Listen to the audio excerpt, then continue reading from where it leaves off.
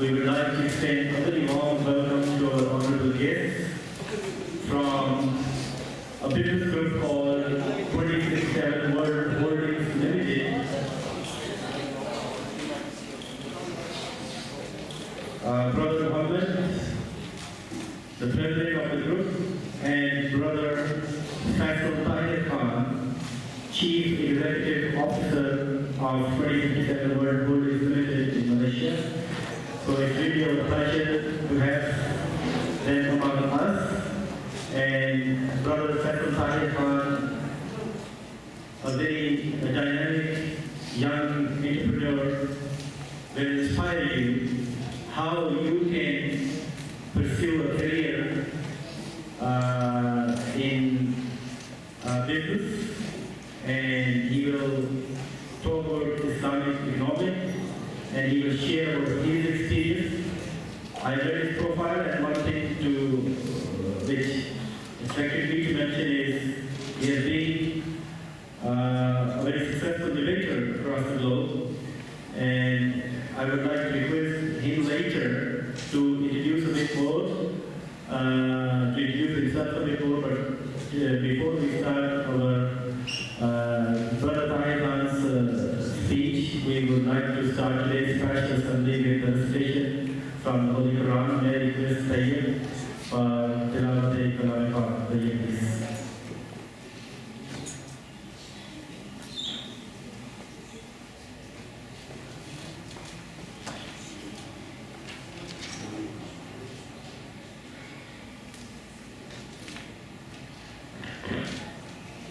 أعوذ بالله من الشيطان الرجيم. بسم الله الرحمن الرحيم.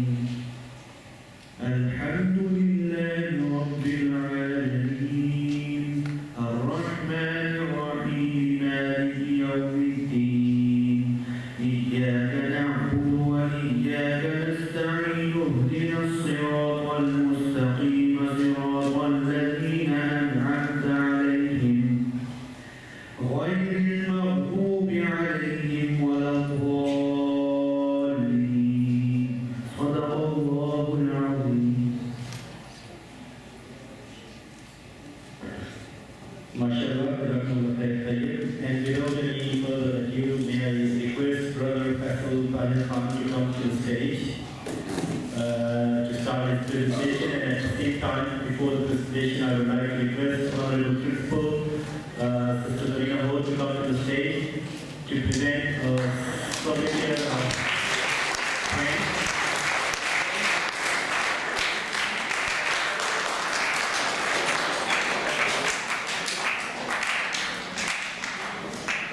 IKTMC flag as a memory.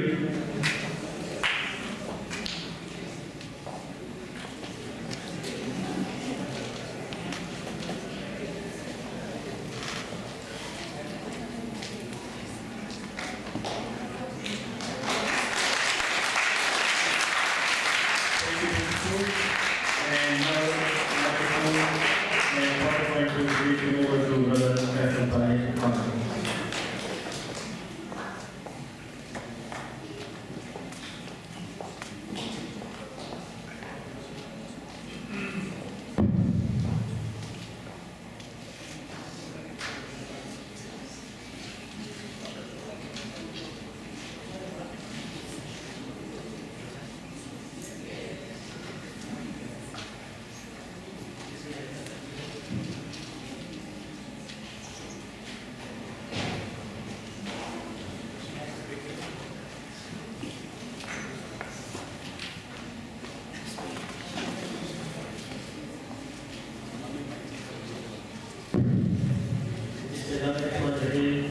In the name of God, most merciful and most grateful. I am highly grateful to the management of the school, in particular principal, respected Madam Zarina, Vice President Mr. Bakr, respected Brother Imam Tufail, Brother Sultan Wahid, our company President Mr. Muhammad Zakri, who before I came laid the foundation and had the relation to make this lecture very possible. and most importantly, the future of young generation of Islamic world. We're sitting, I remember 15 years before, I was sitting in a similar hall in my college and had a vision and a dream that perhaps Allah subhanahu wa ta'ala gave me this chance to address young youth in my country, but Allah subhanahu wa ta'ala given me the opportunity in a different part of the world, which is Hong Kong, and I'm more pleased to have here among you address you. The purpose of this presentation, just to give you a gist and a summary, is to ensure, because you all are at a crossroad of your careers. In within 4 or 5 years, when you graduate from here, you will be entering into university. You have to make a decision whether you want to be a doctor, whether you want to be an engineer, whether you want to be an architect, whether you want to be a professor, whether you want to be a businessman, whether you want to be a scientist. So you are here, you're basically seeking knowledge. We are here, as they say, even if you have to learn, even if you have to go to China, you're already in China, at least the resources. So my presentation will inspire, because I'm an entrepreneur. My whole of my family were corporate culture, 9 to 5 job, used to take salary. I went against the tide of my family and became a businessman. Because I had hadith in the Nabi Sallallahu Alaihi Wasallam, which says 90% of the risk, which is the wealth or the food, whatever you can say, it is in trade, it is a businessman. And 10% is in all other professions.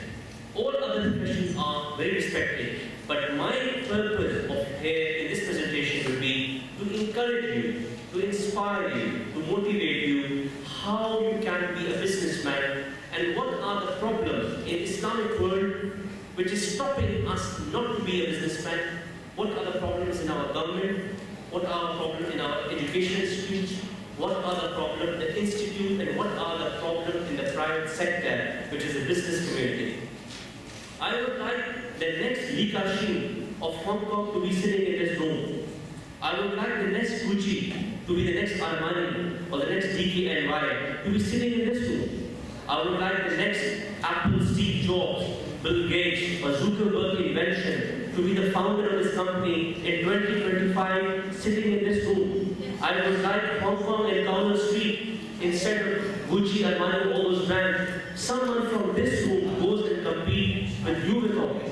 This is the purpose of this presentation, that how from this room, in 10 to 15 years from now, students and graduates come up and rather than buy Louis Vuitton, there should be somebody in this room who would be selling to whole of China the purse. Maybe his name is Mariam, maybe his name is Aisha, maybe his name is Bilal, maybe his name is Saad. Why not?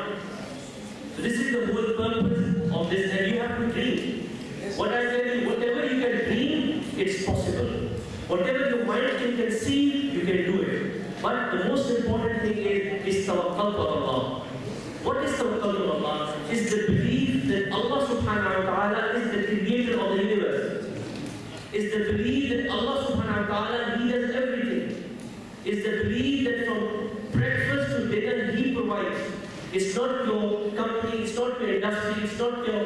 He is the one who provides everything. Even from Spencer to a multi-billion-dollar empire, He is the provider, He is the creator of the universe. You should have this belief in your heart and then work hard.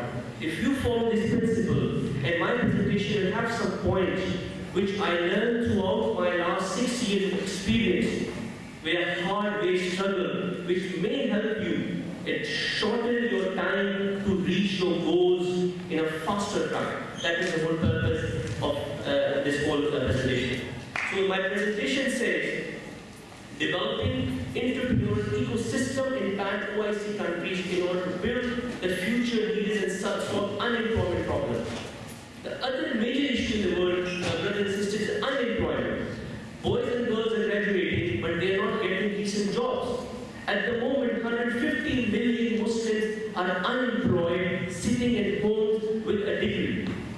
So we have to think what is wrong in whether it's our education system, and whether they are not motivated, whether they are not working hard, because the world is a flat world. It's like a football ground. The one who is stronger, faster, he can excel. he has to be better. So you are entering into a practical world in 5 years, 6 years, 7 years, 8 years. So you have to be prepared for that world from now. So my presentation starts with some translation of Holy Quran. Allah subhanahu wa ta'ala says, every nation has a direction or vision towards which it turns. You therefore try to excel all that is good. Quran does not stop us to excel. Allah subhanahu wa ta'ala is saying in himself that whatever direction or vision you have to achieve the excellence. Whatever, when you want to be a doctor, you should aim that you should have the best hospital in Hong Kong and you should own it. If you want to be a teacher, you should aim that I want to build the best Islamic school in Hong Kong. If you want to be a designer, you should aim that I should be the best designer in all of China. You have to dream big because Islam does not stop us to dream big. In fact, Islam encourages us because we are the Ashraf al-Makhluqat. We are the Naib and Khalifatullah. We are the last blessed nation on the planet. So you have to, it's a great duty on us. And you have to realize it and think when you're alone that what I can do. I'm not here only to eat, drink and have fun and go. No, you have to think when I go back to the day of Akhirah, what I will say, what I did in this planet. I was here for 60 years, 70 years, 80 years, according to the age Allah subhanahu wa ta'ala give us. We have to think what world has benefited from us. We just came here, had good time and just went, or we added something to this planet. We added something to our society. We added something to our neighborhood. We added something to our community. We added something to the Islamic world. We added something to the world in general. We added something to alleviate poverty. We added something to solve the global world problem. We added something to bring peace to the world. So you have to make this auditing every day, every month, every year of your life, that where are we headed. Secondly, Allah does not change the condition of people until they change the inner self. Allah subhanahu wa ta'ala, He said, I am ready to help you if you want to help yourself. So first step is, you have to change yourself, you have to work hard. And see, Allah subhanahu wa ta'ala is helping the whole humanity, irrespective of your color, race, age, gender, background. But if you are His mu'mineen, if you follow Him, if you believe Him, He will help you more. But first of all, I can't sit at home and say, no, I'm not making enough money, my situation is not good, I have to work hard. From Pakistan, from Saudi Arabia, I am in Hong Kong. I'm here to find my halal risk. Maybe it's there, maybe it's not, but I have to fly and come here and struggle to find. Maybe it's there, maybe it's not, but I have to find. Maybe it's written in the Mahfuz, maybe not. But I have to struggle and work hard. Because I don't know, the beauty of this world is, I'm sure none of us know what we will have in the dinner tonight. Do you know what's going to happen in breakfast tomorrow? No. This is the beauty. Maybe tomorrow you're sitting in Ritz-Carlton having breakfast. Maybe you're having a cereal at your home. We don't know. So you are the architect of your future. You are the architect and the master of your future. So every day when you wake up, you have a white page. You have to fill that. Whatever you fill, that will become the reality and that will become part of your history when you will be 60. If there is no justice, there can be no development. This is for the governments, that we have to bring justice in our society. I'll just give you a brief statistical analysis of the Islamic world and the youth. So you understand where are we sitting now and what is the market out there. 100 million new jobs are needed in Middle East and North Africa according to World Bank by 2020. 50 million new jobs are needed according to United Nations Development Program by 2020. 2/3 of the Islamic world is under the age of 25. It's an alarming situation. In my view, it's bigger problem than Syria and Palestine. 2/3 Muslim Ummah means almost 1.2 to 1.3 billion Muslims are under the age of 25. We need to create jobs, we have to create future for them. And we need leaders. You don't have to be a job seeker, you have to be a job creator. You have to think what project I can do that to create, let's say, 2,000 jobs, 10,000 jobs, 50,000 jobs. Rather, you just make a CV, and go and find only food for your wife, your daughter, or your sister. That's important, but you have to bring big in your life.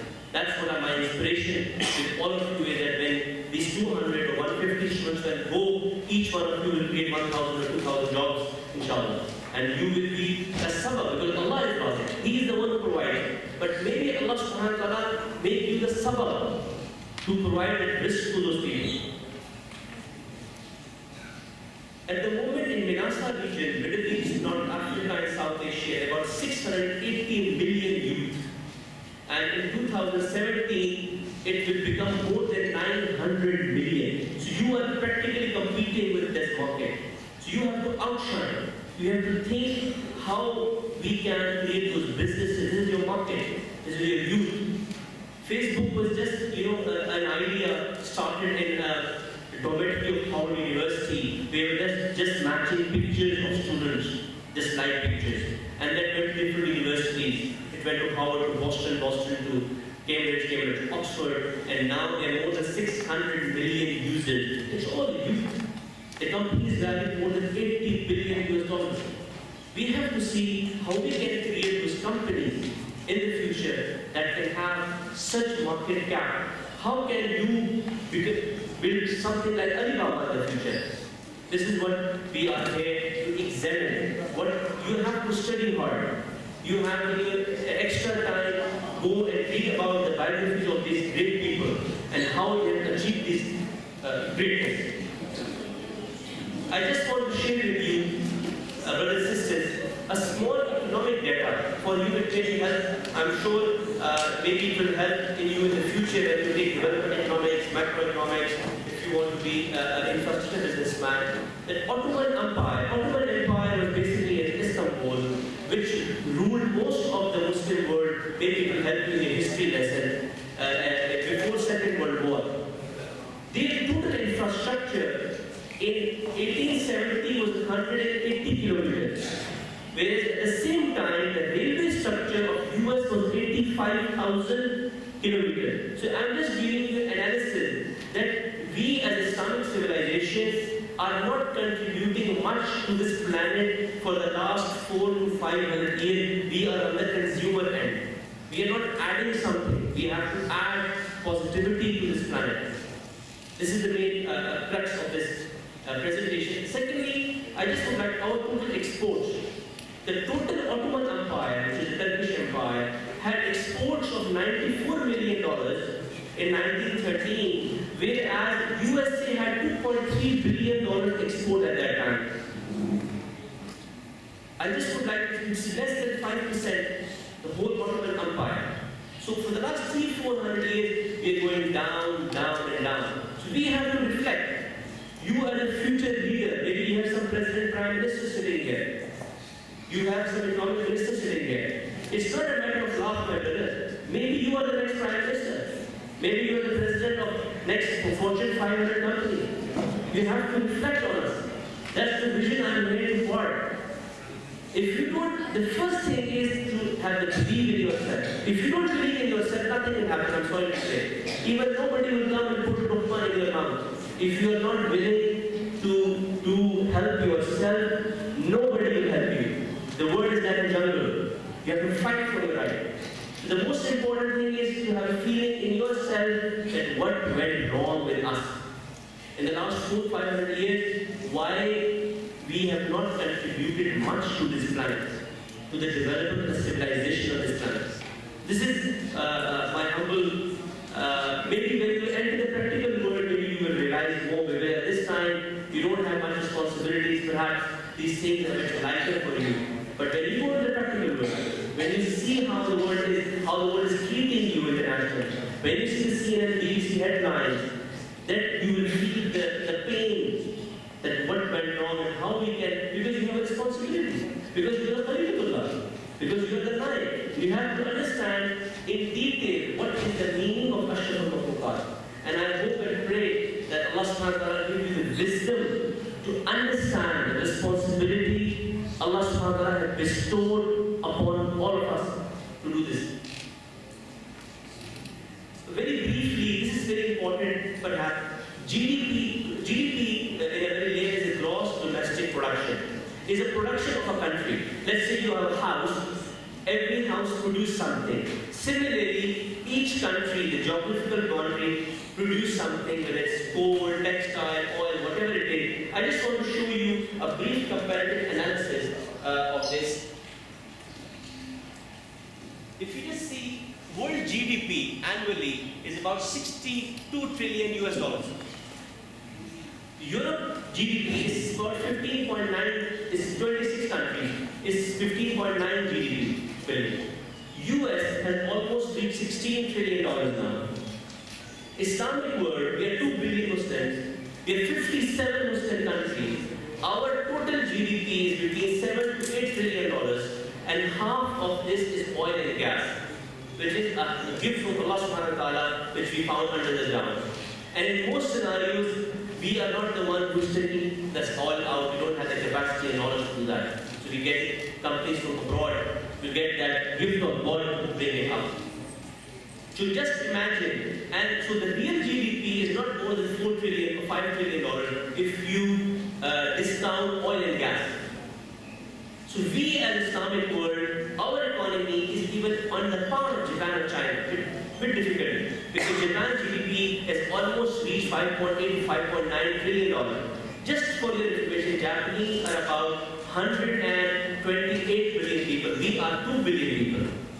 They are 10% of our population, and their production is equal to our production. It's a pity. I feel shame.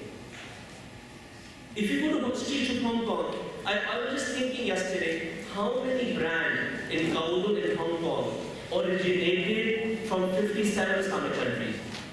Any coffee shop, any purse, any perfume, any joggers, any t-shirt, any tracksuit, any jacket, any watch, any jewelry, apparel industry, any brand, food brand, any rice shop, any coffee shop.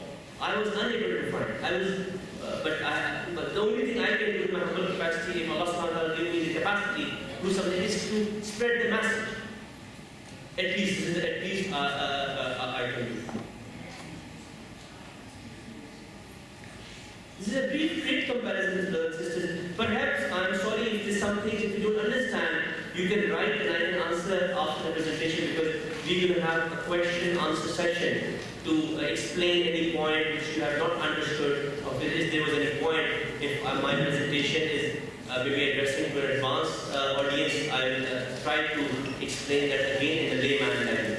Just to give you, brother, the global exports are $10.3 trillion. From that, only OIC, which is Islamic countries, our share is $1.2 trillion. It's hardly 9%. We are 20% of the world population, 25%, but our contribution to the exports is only 9%. So we are operating 50% of our real potential. This is what we have to see, how we can increase the exports. I just give you an example which our company presents in. Japan imports tomato and exports ketchup. Japan imports steel as raw material and they export car, because they have the technology, they have the brain. So why can't Morocco or Pakistan or Turkey and our countries can make this ketchup? Why can't our countries can make their car? Why we have to? So this is what we have to learn more. We have to educate ourselves more to have value-added product. This is the most important. Now, most important thing is that I'm sure you all are aware that there was 3 revolutions. There was agrarian revolution, then we had industrial revolution, then we have knowledge revolution. Now, the last revolution which is coming is called the innovation revolution. What are the ingredients of knowledge revolution? Those economies that are based on production, distribution, and the use of knowledge and information.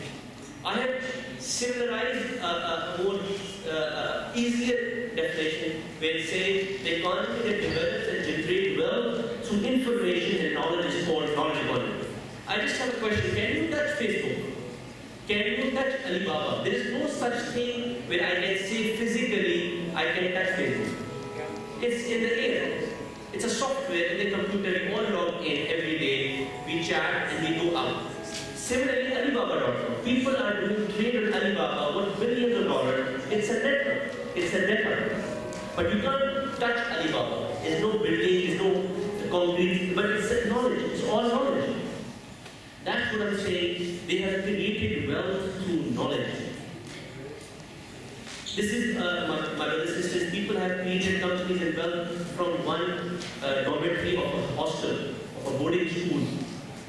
This is what my humble country, that you have to attain knowledge, be innovative, think out of the box, think creatively. Because, and be curiosity, you have to be curious. You have to be curious to know.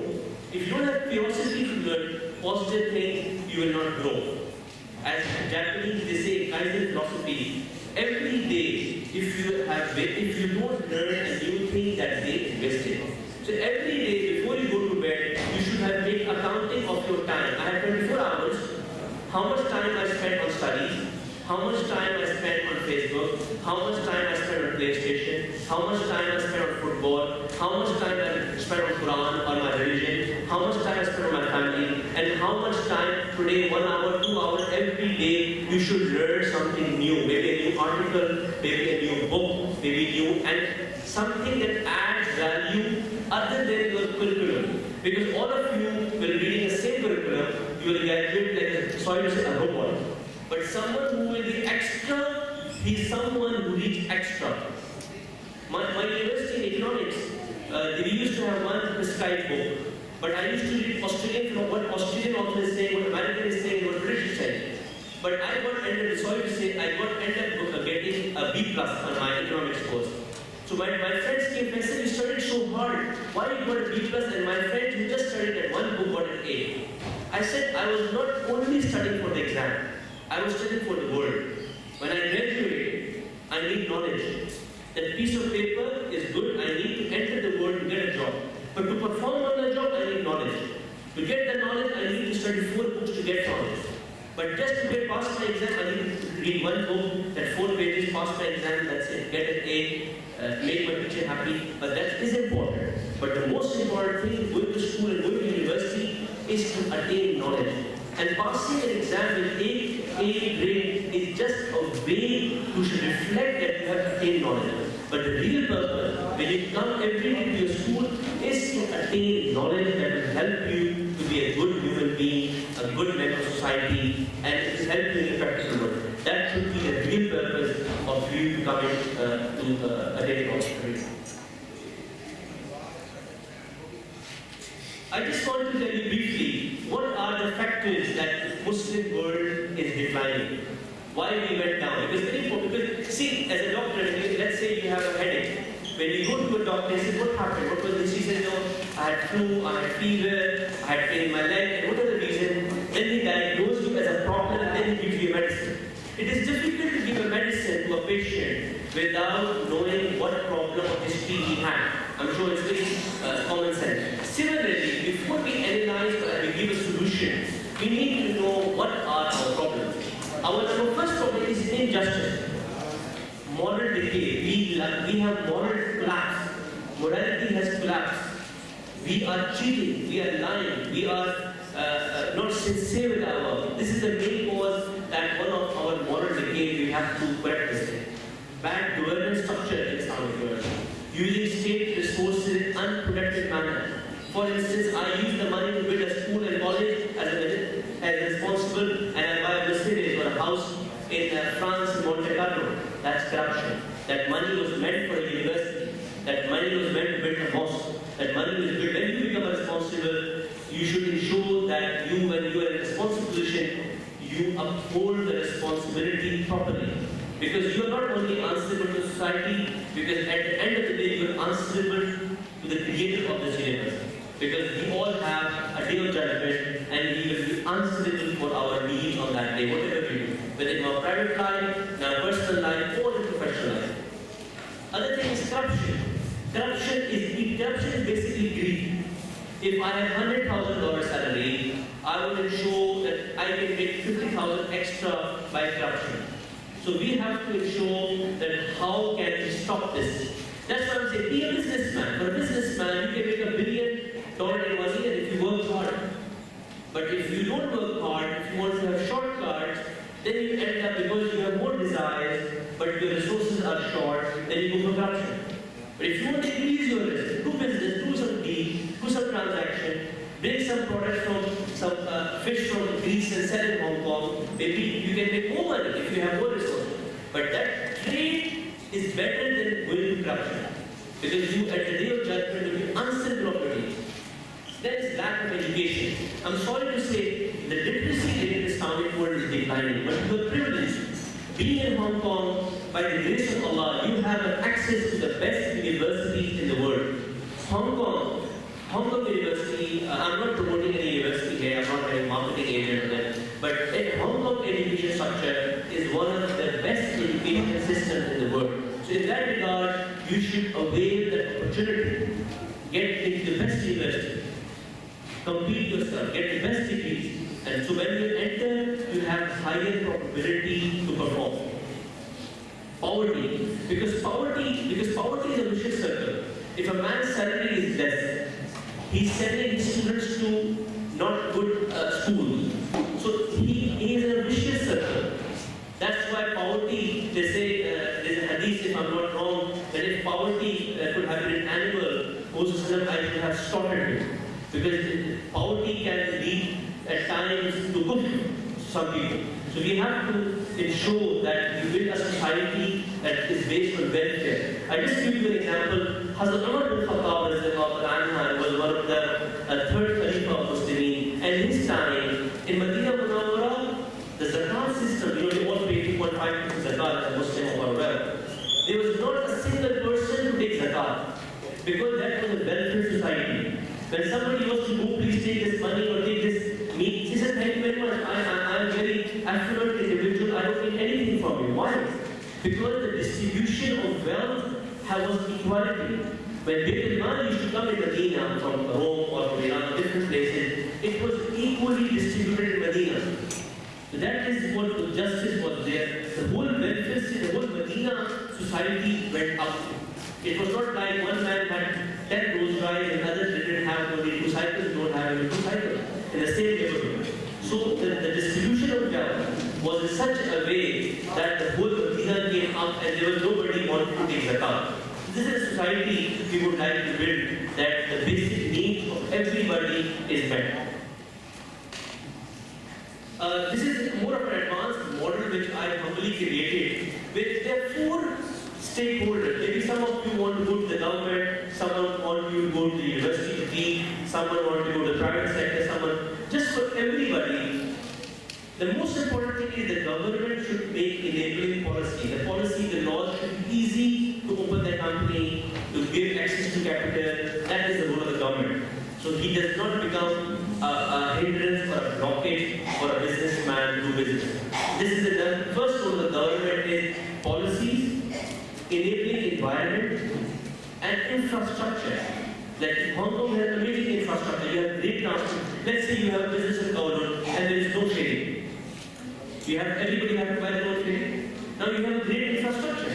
If you have a business in Kowloon or another island, you can communicate easily. This is the role of the government. The government has done their job excellent. So it will help you to do your business. Other thing is knowledge. Universities have a role that to build their universities in such a way that they have R&D. What is R&D? Research and development. I'm sorry to say in our part of the world, education is you have to roll that 4 pages and write and copy paste. We are creating parents and robots. But in England, in America, in Hong Kong, in China, the education system is creating those students who can think out of the box. They can question the things. But in some parts of the world, if you ask teacher question 4 times, he says, go out of the class. But I'm sure that's not the case in Hong Kong. You can ask 4 questions to your teachers and I hope they don't mind. Because Socrates, he said, half of the knowledge is in the question. 50% is an answer. But if you are asking the right question, that means you have 50% of the knowledge. In my humble view, we as Muslims at the moment are not even asking the right question to ourselves, to our society, to our family. That is really because we don't have answers, because we don't have questions. So first of all, you have to have a curious mind, innovative mind, and creative mind. This is the most important thing, which I'm sure you're lucky to be in a place, in a good school, which I expressly implied to say they are imparting that in you. Other thing is, a private sector, which is more towards people who have big company, they should put 5% or 3% of their capital for risk capital, for giving capital to let's say $10,000, $50,000, big companies for small companies to start up. Startup capital is very important. See, American, I'm sure you all know Silicon Valley in California, where all the headquarters of all these big companies are there. Yahoo, if I give you the example, Yahoo was valued at $60 billion a few years back. And there's a story, the founder of Yahoo, two founders, they took $100,000 loan from a big businessman in hotel lobby. He convinced them that I have this idea, search engine. He gave him $100,000 in the hotel lobby and they started this company. Now, where is the company? So this is, he didn't ask them, give me guarantee, give me paper of your house, bring me some gold. There was no, they liked the idea, they give him this called the risk capital. Where there's a money, where some big businessman or people or bank, because banks don't give risk capital, usually venture capital or private equity give you risk capital to start your business if you have an idea. That is the whole foundation of America. If there was no risk capital, I would say there was no Bill Gates, no Zuckerberg, no Steve Jobs in the US. Because they all got risk capital from California. Because Steve Jobs had no guarantee to give at that time. Bill Gates had no guarantee, except they had the idea and people invested. And they also made money, and other parties also made money. But in our part of the world, if I go to somebody, they say, give me your guarantee check and something, at age 25, how can I get that? I have this idea. This is one of the things which is hindering, stopping our part of the world to grow. Because to be a great businessman, you have to be adventurous. You have to be innovative. Because